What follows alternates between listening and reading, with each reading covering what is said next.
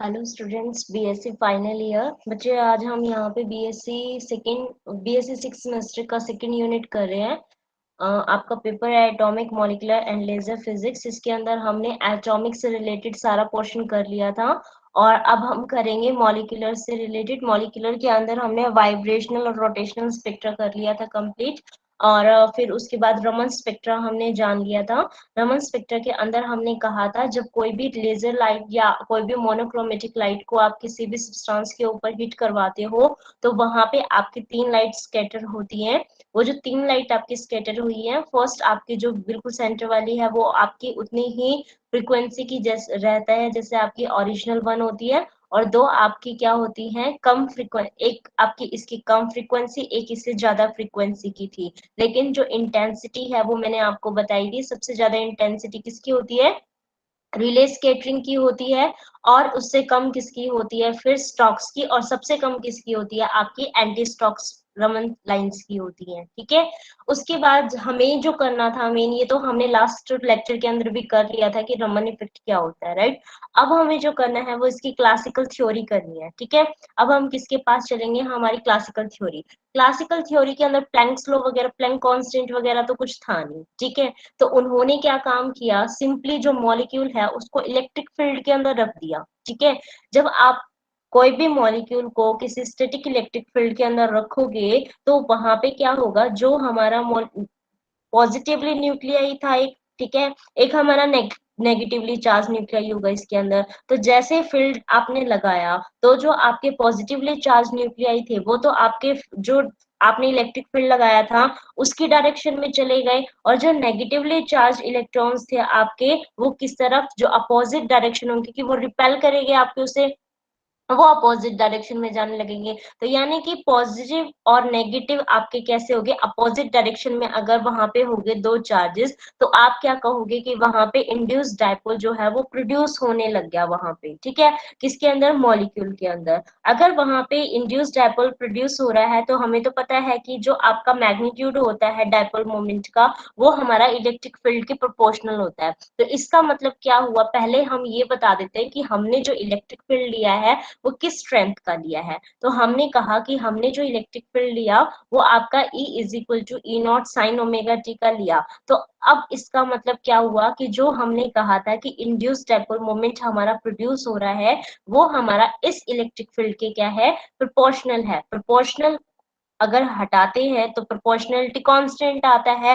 तो यहाँ पे जो प्रोपोर्शनलिटी कांस्टेंट हमारा आएगा वो क्या आएगा, आपका अल्फा, जो कि क्या है, पोलराइजेबिलिटी है आपका मॉलिक्यूल के अंदर। ठीक है।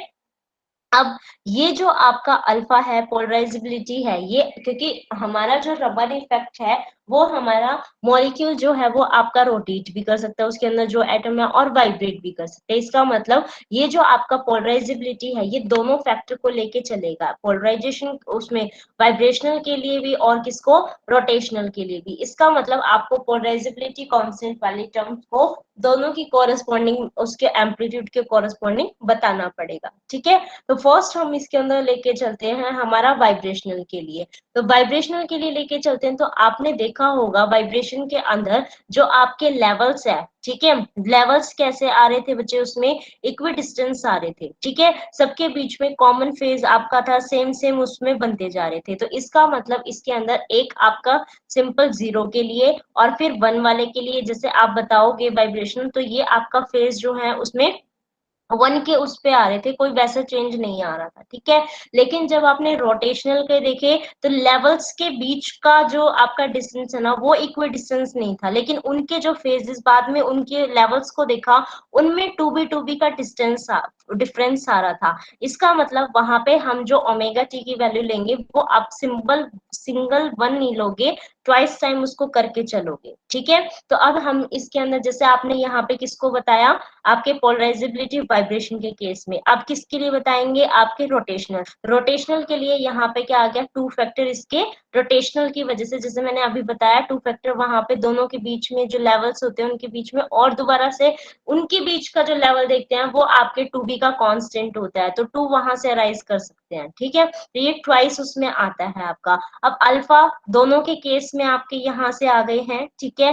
दोनों के केस में जो आया है, इसकी वैल्यू को मैं इसके अंदर जो आपका ये डायपोल मोमेंट था यहाँ पे पुट कर सकते हैं, ठीक है। अब देखो ई की वैल्यू तो खुद कितनी है, ई नॉट साइन ओमेगा टी, तो ई नॉट साइन ओमेगा टी इधर भी आएगा, ई नॉट साइन ओमेगा टी इधर भी आएगा, तो यहाँ पे कितना हो गया, साइन ओमेगा जो आपका ऑसिलेशन वाला है, एक ये फैक्टर है और एक सिंपल आपका ओमेगा टी वाला है, तो यानी कि साइन ए और साइन बी दो आ गई। तो यानी कि अब हमें क्या करना पड़ेगा, यहाँ पे साइन ए साइन बी वाले फैक्टर को ओपन करना पड़ेगा, ठीक है। तो देखो अब यहाँ पे अगर हम इसको लिखते हैं तो ये फैक्टर आपका कितना हो गया, यहाँ से देखो ये आ गया आपका पोलराइज, जो आपका इंड्यूस्ड डायपोल मोमेंट वाइब्रेशनल की वजह से वो alpha naught vibrational E naught sine omega T plus में alpha one vibrational E naught sine omega T into में साइन ओमेगा ऑसिलेशन टी, ठीक है। तो अब हमें यहाँ पे क्या करना पड़ेगा, 2 से मल्टीप्लाई और 2 से डिवाइड कर देते हैं और अपना जो फॉर्मूला है उसको ओपन कर देंगे, ठीक है। जैसे इसको ओपन करेंगे तो वो कितना हो जाएगा आपका cos a माइनस बी और cos a plus B minus में, ठीक है। तो यहाँ पे हमारा ये वाला फॉर्मूला बनता है ना, वही हमने क्या कर दिया, देखो यहाँ पे लगा दिया, 2 से मल्टीप्लाई 2 से डिवाइड किया तो 2 से डिवाइड वाली टर्म यहाँ आ गई, और साइन ए साइन बी का करा तो कितना आएगा, cos a minus B minus में cos a प्लस बी, ठीक है। तो यही दोनों टर्म को आपने यहाँ पे पुट कर दिया और टी को आपने यहाँ पे साइड में ले लिया। तो ये किसके लिए आई है आपकी, जब आप इंड्यूस डायपोल मोमेंट वाइब्रेशनल के केस के लिए लगा रहे हो, ठीक है।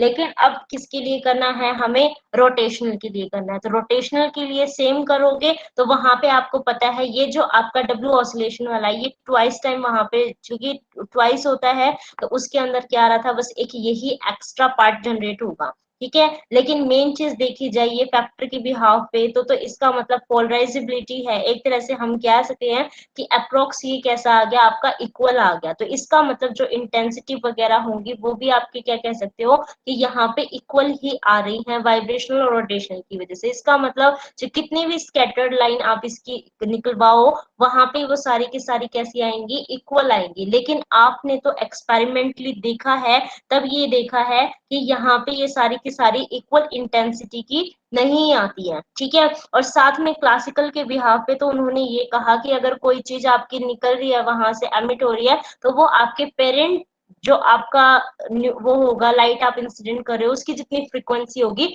उतनी ही फ्रीक्वेंसी रखेगा। लेकिन जब एक्सपेरिमेंटली इसको परफॉर्म किया तो आप सबको पता है ये वाली फ्रीक्वेंसी तो जो रिले स्कैटरिंग की है वो तो आपकी पेरेंट की जैसी होगी, लेकिन जो स्टॉक्स की है उसकी फ्रीक्वेंसी लो रहती है और जो एंटी स्टॉक है उसकी फ्रीक्वेंसी इस वाले से हाई होती है, ठीक है। ये सारी चीजें इन्होंने एक्सपेरिमेंटली देखा। इसका मतलब क्या हुआ कि इन्होंने जब ये इलेक्ट्रिक फील्ड वाला कॉन्सेप्ट लिया, इस इलेक्ट्रिक फील्ड वाले कॉन्सेप्ट से इनकी जो एक्सपेरिमेंट वाली चीज थी वो हमारी सेटिस्फाई नहीं हुई, उसमें लिमिटेशंस आ रही थी, ठीक है, कुछ ना कुछ। इसका मतलब अब हमें क्या करना पड़ेगा, वहां पे इसकी क्वांटम थ्योरी को आपको यूज करना पड़ेगा, ठीक है। तो अब हम चलते हैं quantum theory of Raman effect के पास, ठीक है। क्वांटम थ्योरी ने मेन जो कॉन्सेप्ट लेके चलता है वो प्लैंक्स का लेके चलता है। प्लैंक्स इसमें कहाँ आ सकता है, प्लैंक्स कांस्टेंट आपको सबको पता है। आप क्या करवा रहे हो, एक रे को आप इंसिडेंट करवा रहे थे जिसकी पर्टिकुलर, एक लाइट जिसकी पर्टिकुलर वेवलेंथ लैम्डा थी,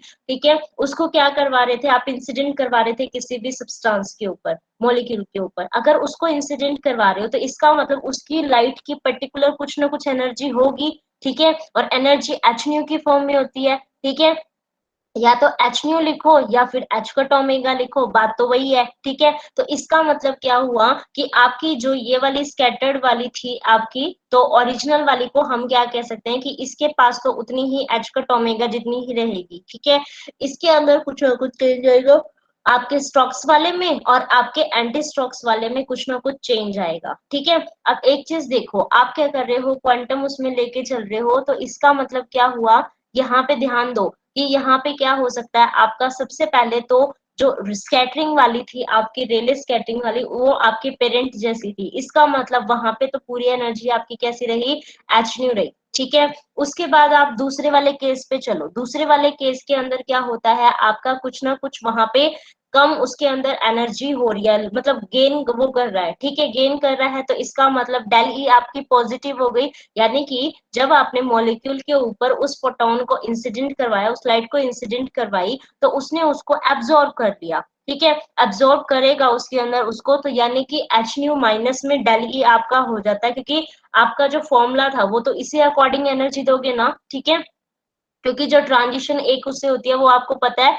del E is equal to H nu की फॉर्म में होती है। और यहाँ पे भी आप क्या बताना चाह रहे हो, इसकी वही बताना चाह रहे हो, एनर्जी किस टाइप की, कोई गेन कर रहा है या लॉस कर रहा है, ठीक है। अगर मॉलिक्यूल आपकी एनर्जी गेन कर रहा है, तो जो स्कैटर्ड फोटोन आपका होगा, फोटोन ही तो स्कैटर हो रहा, वो लाइट जो निकली है वो भी तो एक तरह से फोटोन ही हो गया, तो यानी कि उसकी जो एनर्जी होगी उसकी खुद की माइनस में जितनी उसने वो की थी, गेन करी थी, वो वाली हो जाएगी, वो मेन उसकी हो जाएगी, ठीक है। तो वो कितनी होगी आपकी, एच का टोमेगा माइनस में डेल ई वाला हो गया। लेकिन अगर किसके बारे में बात करें हम, हमारे एंटी स्टॉक्स के बारे में, तो एंटी स्टॉक्स क्या कर रहा है, लॉस कर रहा है, लूज कर रहा है, ठीक है, लॉस कर रहा है, तो इसका मतलब माइनस डेल ई के उसमें आ रहा है, और जो फॉर्मूला है वो H cut omega minus del E है, तो माइनस माइनस प्लस करेंगे, तो यानी कि वहां पे अपनी तीसरी वाली कौन सी आ गई, एच कट ओमेगा प्लस से डेल ई हो गई, ठीक है। अब इसके बेस पे इन्होंने ये तीनों की तीनों आपकी एनर्जी बता दी है, कि अगर स्कैटर्ड वाली है आपकी ओरिजिनल रिले स्कैटरिंग की है, वो एच कट ओमेगा हो जाएगी, ठीक है। अगर स्टॉक्स के लिए है तो वो H cut omega minus del E हो जाएगी, और एंटी स्टॉक के लिए है तो वो कितनी हो जाएगी आपकी, H cut omega plus del E के लिए हो जाएगा, ठीक है। यही इन्होंने देखो यहाँ पे ट्रांजिशन करके भी दिखाई है, ठीक है। तो ट्रांजिशन करने के लिए, अब ट्रांजिशन इन्होंने करके तो दिखा दिए वाली कि हाँ ये एच कट ओमेगा और ये H cut omega minus del E, H cut omega plus del E आपका आ गया, लेकिन कोई एक सिलेक्शन रूल भी तो इसके अंदर होना चाहिए, है ना। तो इन्होंने क्या कहा, इन्होंने जो आपका सिंपल रोटेशनल स्पेक्ट्रा वाला था, इन्होंने दोनों के कॉन्सेप्ट के साथ इसको दिखाया हुआ है वैसे, लेकिन अभी जो मैं आपको बताने जा रही हूँ वो रोटेशनल के बिहाफ पे है। हम रोटेशनल रमन स्पेक्ट्रा और वाइब्रेशनल रमन स्पेक्ट्रा दोनों के बिहाफ पे क्या बता सकते हैं, हमारा सिलेक्शन रूल बता सकते हैं, ठीक है। फर्स्ट मैं इसके अंदर लेके चल रही हूँ रोटेशनल एनर्जी लेवल के बेस पे, ठीक है। आपने, आपको सबको पता है जब आपने रोटेशनल एनर्जी, रोटेशनल स्पेक्ट्रा पढ़ा था, वहां पे जो वेव नंबर आया था वो किसके इक्वल आया था, बी जे इंटू जे प्लस वन के इक्वल आया था, है ना। और जो आपका ये वो थे आपके इसके अंदर जे की वैल्यू वो 0 1 2 3 एंड सो ऑन ऐसे हो सकता है। लेकिन जब इसके अंदर आपने देखा कि जो लेवल्स है, लेवल्स के फिर अंदर के जो लेवल है ना वो आपके कांस्टेंट है, कितने से, टू बी के कांस्टेंट से, ठीक है। तो इन्होंने अब क्या किया, उस सिलेक्शन रूल को वही बना दिया कि या तो जीरो है या फिर प्लस माइनस टू है। अगर इतना रहेगा तो हम उसको क्या बोल रहे हैं कि ये किसके अंदर दिखाई देंगे, अब हमारे रोटेशनल रमन स्पेक्ट्रा में, ठीक है। तो इसका मतलब हमने जो आपके वो दो वाले लेवल से, यानी कि आपका टू बी के उस पे जो आया था, तो वो टू और आपका प्लस माइनस टू मेन तो वही हो गया, और ट्रांजिशन नहीं, मतलब सब्ट्रैक्ट हो रही है एक दूसरे से, तो वो जीरो आ जाएगा। एक उस फॉर्म को लेके चले, पहले तो अपना प्लस माइनस वन था ना, अब वो नहीं है, ठीक है। सिलेक्शन रूल आपका रमन स्पेक्ट्रा के, रोटेशनल रमन स्पेक्ट्रा के अंदर क्या हो जाता है, ये वाला हो जाता है। तो कभी भी आपसे पूछा जाए कि आपका रोटेशनल स्पेक्ट्रा के आपके जो सिलेक्शन रूल होगा वो क्या है, तो आप कहोगे कि del J is equal to plus minus one. और ये पूछा जाए कि रोटेशनल रमन स्पेक्ट्रा के अंदर सिलेक्शन रूल क्या होगा, तो वो होगा आपका 0 ± 2। इसका मतलब जो इसको सेटिस्फाई करेगा वही ट्रांजिशन करवा पाएगा, अदरवाइज और ट्रांजिशन वहां पे अकर नहीं करेंगी, ठीक है। तो इसके अंदर देखो आपका पूरा फॉर्म कैसा हो गया, del nu is equal to del nu naught plus minus 4 B J plus में 3/2। जब आप इसको सॉल्व करोगे पीछे वाले को, तो आपके पास यही वाला फॉर्म आ जाएगा, ठीक है। तो यहाँ पे जो ये डेल न्यू वाला है वो क्या है, आपका वेव नंबर दिया हुआ है। अब आपको किसके लिए करना है, ये स्टॉक्स के लिए और एंटी स्टॉक के लिए, दोनों के लिए बताना है, ठीक है। ये अगर किसी को वो हो रहा है कि ये कैसे लिखा, तो आप इसके अंदर सिलेक्शन रूल को, जैसे आपकी जे की वैल्यू है वो प्लस माइनस टू तक जा रही है, तो उसको टू से जीरो तक आप वहां पे ट्रांजिस्ट करवा के इसको फॉर्म को देख सकते हो। पूरी क्या थी, बी जे इंटू जे प्लस वन, ठीक है। तो उसके उस पे ये वाली चीज आ जाती है। ये जूम ऐप नहीं है, नहीं तो मैं आपको बता भी देती यहाँ से। ठीक है, अगर नहीं निकलता है तो फिर मैं कल दोबारा से इसको फिर और स्लाइड में करके बता दूंगी। ठीक है, तो देखो यहाँ पे अब ये क्या आ गया, आपका प्लस माइनस साइन आ गया। ठीक है, अगर ये एज इट इज इसके इक्वल आ गई तो इसका मतलब तो वो किसके लिए आ गई थी, अपनी रिले वाली। ठीक है, लेकिन अगर प्लस साइन के लिए है तो इसका मतलब वो ऐड हो रहा है। फ्रीक्वेंसी जब ऐड होती है, ज्यादा होती है तो कौन सी होती है, एंटी स्टॉक वाली, और कम होती है तो कौन सी होती है, स्टॉक्स वाली। तो अगर इसका मतलब यहाँ पे माइनस के साइन के साथ आ गया तो वो आपका कौन सा हो जाएगा, स्टॉक्स लाइन, और प्लस वाले के साथ आ जाएगा तो वो कौन सा हो जाएगा, आपका एंटी स्टॉक्स लाइन्स हो जाएगा। ठीक है, उसके बाद क्या किया इन्होंने, इसकी ट्रांजिशन देखी। सपोज हमारे पास यहाँ पे 0 1 2 3 4 इस तरीके से ये जे की वैल्यू यानी कि आपके रोटेशनल क्वांटम नंबर्स दिए हुए हैं। ठीक है, इनकी उस पे हमें क्या देखना था, इनकी ट्रांजिशन देखनी थी। तो कहाँ से कहाँ तक पॉसिबल है आपकी, या तो 0 आए या फिर +-1। ठीक है, और एक बात हमेशा याद रखना, 0 से 0 की ट्रांजिशन किसी भी केस में आपकी पॉसिबल नहीं होगी।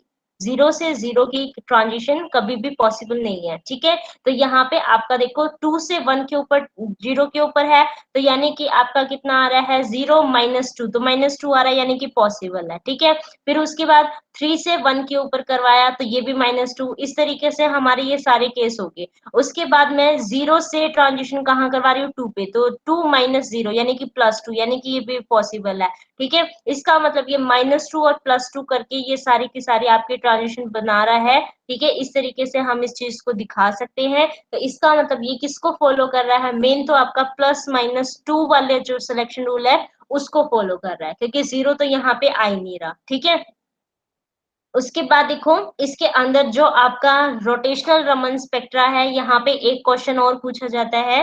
देखो जब इसके अंदर आप किसके लिए, 0 के लिए इधर और 0 के लिए इधर, एंटी स्ट्रोक वाले के लिए अगर दोनों के लिए ही करते हो, ठीक है, तो यानी कि जे को आपने 0 पुट कर दिया, जे को कितना पुट कर दिया, 0, तो यानी कि ये देखो 2 से यहाँ पे कितना हो गया, ये 2 हो गया। ठीक है, देखो जे 0 हो गया तो यानी कि खत्म, तो यानी कि ये कितना हो गया, 4b इंटू में 3/2, 4b इंटू 3/2, तो 2 से ये 2 कैंसिल हो जाएगा तो 2 हो जाएगा, तो ये कितना आ गया आपका 6b। ठीक है, इसका मतलब यहाँ पे भी आपका कितना आया है, 6b, और यहाँ पे भी कितना आया है आपका 6b। तो हमेशा ध्यान रखना, जो आपका फर्स्ट लाइन होगी स्टॉक्स की और एंटी स्टॉक्स की, ठीक है, उसकी वैल्यू हमेशा कितनी होती है, आपकी कांस्टेंट कितना, दोनों, मतलब अगर ये पूछे कि मेन रिले से आपकी फर्स्ट स्ट्रोक लाइन का गैप कितना है तो आप कहोगे 6b, लेकिन फर्स्ट स्ट्रोक लाइन से फर्स्ट एंटी स्ट्रोक लाइन के बीच का डिफरेंस कितना है तो आप कहोगे 12b।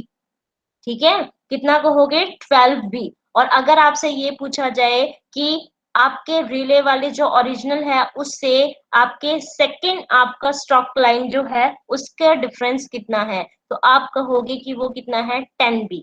ठीक है, देखो यहाँ से यहाँ तक का डिफरेंस, क्योंकि ये आपके क्वेश्चंस पूछे जाते हैं कई बार एप्टीट्यूड उसमें, जैसे कोई भी एग्जाम हो वहां पूछा जाता है कि आपके फर्स्ट आपकी जो आपका स्ट्रोक लाइन है और फर्स्ट एंटी स्ट्रोक के बीच का डिफरेंस कितना, तो आपका हो गया 12b है। ठीक है, और कोई भी क्वेश्चन दिया हुआ है और वहां पे आपको बी की वैल्यू यानी कि रोटेशनल कांस्टेंट की वैल्यू फाइंड आउट करनी पड़े तो वहां पे भी वो यही कहेगा कि इन दोनों के बीच का डिस्टेंस 12b है और इसकी वैल्यू इतनी है तो बी की वैल्यू बताओ कि कितनी होगी। ठीक है, इस टाइप के न्यूमेरिकल यहाँ पे होंगे आपके। ठीक है, तो यहाँ पे हमारा ये पूरा कंप्लीट होता है आज। ठीक है, क्वांटम नंबर के साथ में, तो यहाँ तक आप कर लेना। ठीक है,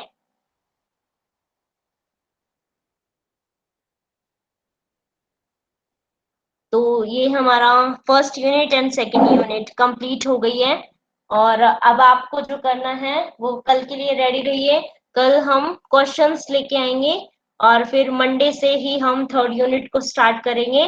कल हम बेसिक कॉन्सेप्ट देखेंगे जो हमने पढ़ लिया, उनके अंदर कौन कौन से टॉपिक्स और आ सकते हैं जो आपको पता भी होना चाहिए। अगर किसी को वो छूटा हुआ है तो कल पता चल जाएगा कि हाँ ये भी इसके अंदर ऐसे ऐसे क्वेश्चन भी हो सकते हैं।